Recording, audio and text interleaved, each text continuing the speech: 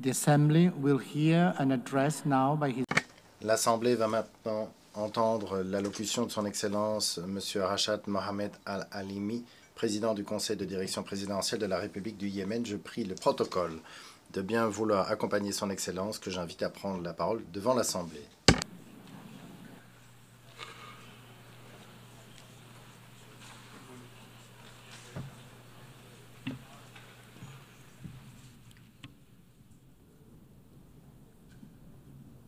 بسم الله الرحمن الرحيم. خطابي اليوم سيكون Ma déclaration aujourd'hui est intitulée « Pour le Yémen, pour le monde ».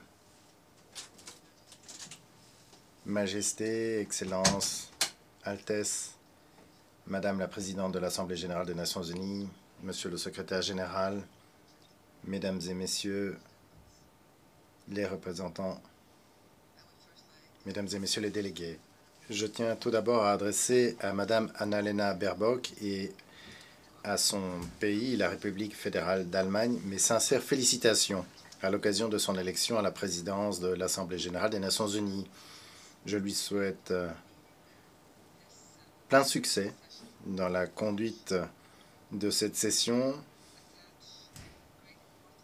à laquelle nous accordons beaucoup d'importance. Session dont le thème est « Meilleur ensemble au service de la paix, du développement et des droits humains ». Je salue également Monsieur le Secrétaire général des Nations unies, Antonio Guterres. Nous réjouissons à l'idée de travailler avec ce duo à la tête de l'organisation afin de faire triompher la paix et les droits humains au Yémen, notamment en garantissant la protection des travailleurs humanitaires enlevés par les milices houthiste soutenu par le régime iranien. Je profite également de cette occasion pour adresser mes sincères félicitations à notre grand peuple yéménite qui célèbre ce soir le 63e anniversaire de la chute du régime raciste et de la naissance du régime républicain fondé sur les principes de liberté et de justice, l'élimination des différences, la discrimination entre les classes, la participation des femmes, la garantie des droits et des libertés. Dans le cadre de cette organisation, bâtie sur les ruines d'une guerre terrible, l'humanité s'est engagée il y a 8 décennies à ne laisser aucune population face à la tyrannie, au chaos, à la famine, sans le soutien de la communauté internationale.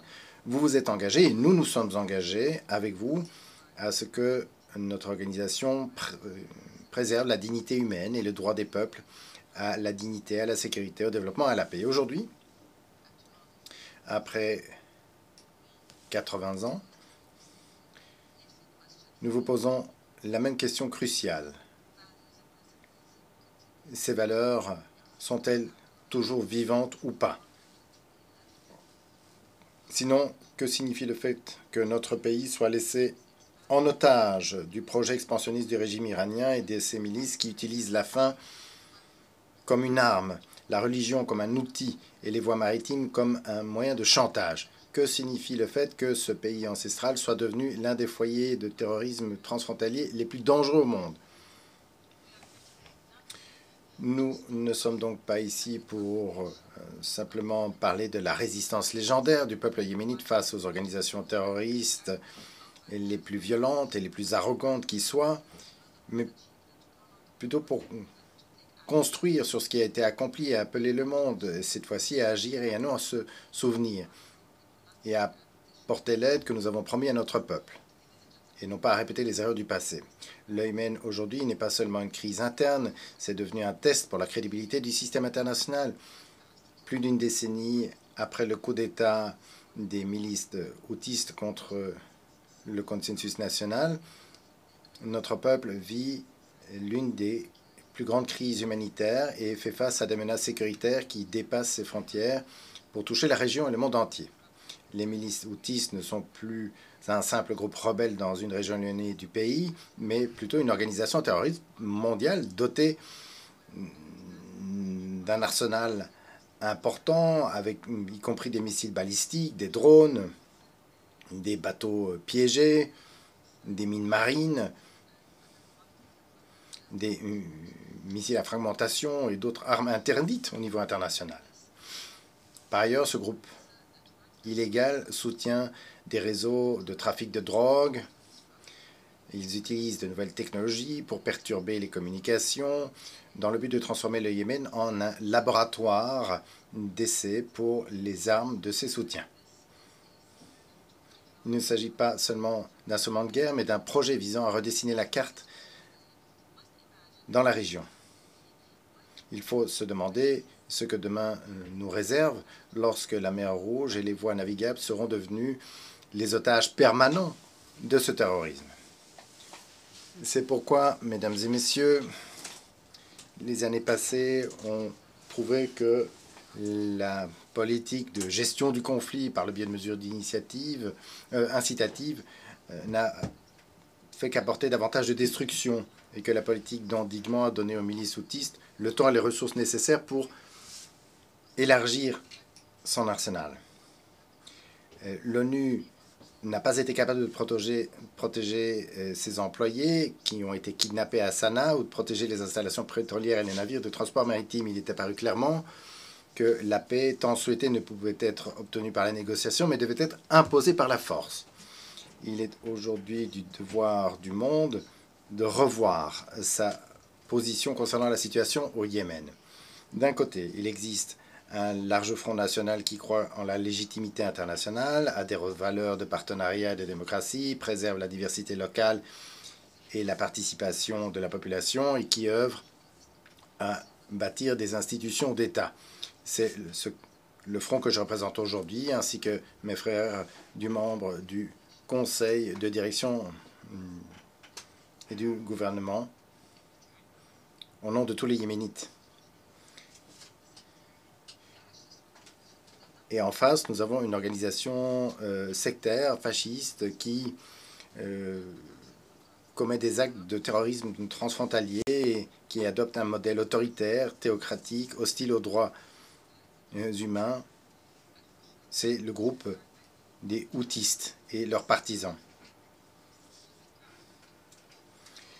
Le fait que beaucoup aient ignoré la nature profonde de la crise yéménite a encouragé les milices houtistes à persister dans leurs menaces contre la paix dans la région, à cibler les sources d'énergie, puis les voies de navigation, jusqu'à enlever et maltraiter des employés des Nations Unies.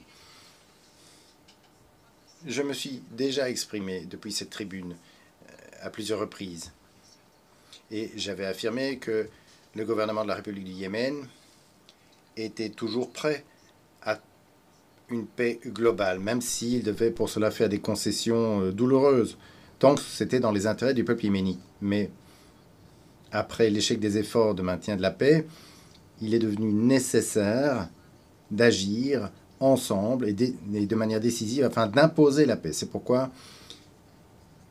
j'appelle aujourd'hui à la formation d'une coalition internationale efficace afin de rétablir la sécurité et la stabilité au Yémen. Une coalition qui reconstruira les institutions de l'État et libérera le pays de l'emprise des milices et des groupes terroristes.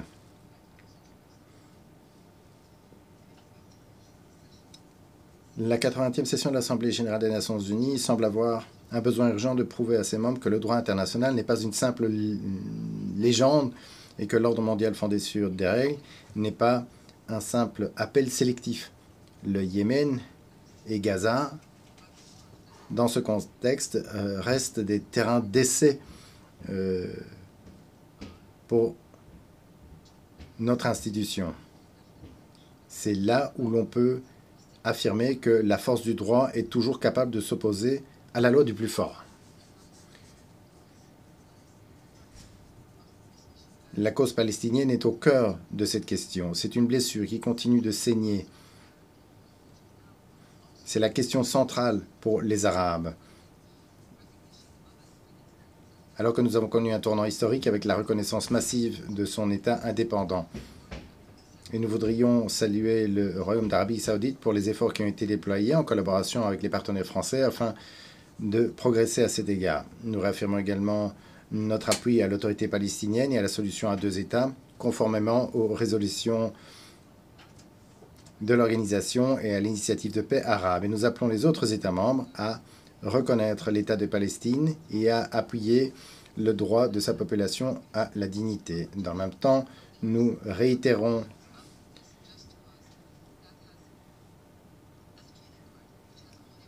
notre rejet de la position adoptée sur cette juste cause par les milices rebelles et leurs partisans qui n'ont apporté à la Palestine que l'isolement et la ruine. Au milieu de ces souffrances que vit le peuple yéménite depuis 11 ans, nos frères ne nous ont pas laissés seuls.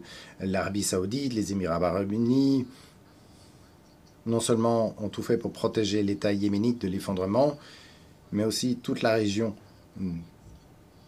de tomber sous la coupe du projet iranien.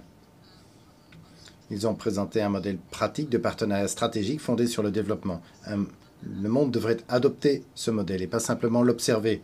À la fin de la semaine dernière, nos frères du Royaume d'Arabie saoudite ont de nouveau annoncé un soutien économique supplémentaire au budget général et aux services de base à un moment où le gouvernement yéménite est confronté à de graves difficultés financières.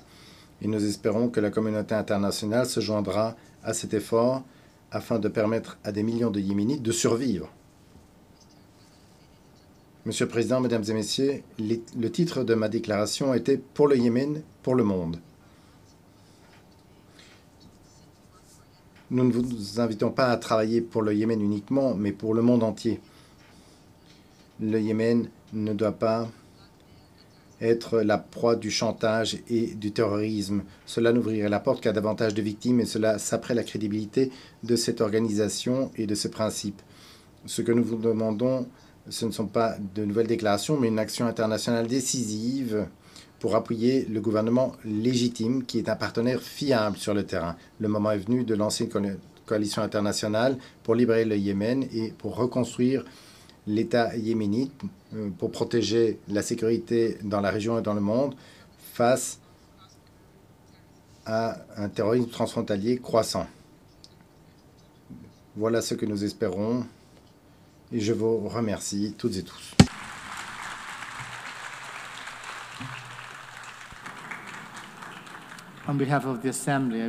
Au nom de l'Assemblée, je tiens à remercier le président du Conseil de direction présidentielle de la République du Yémen.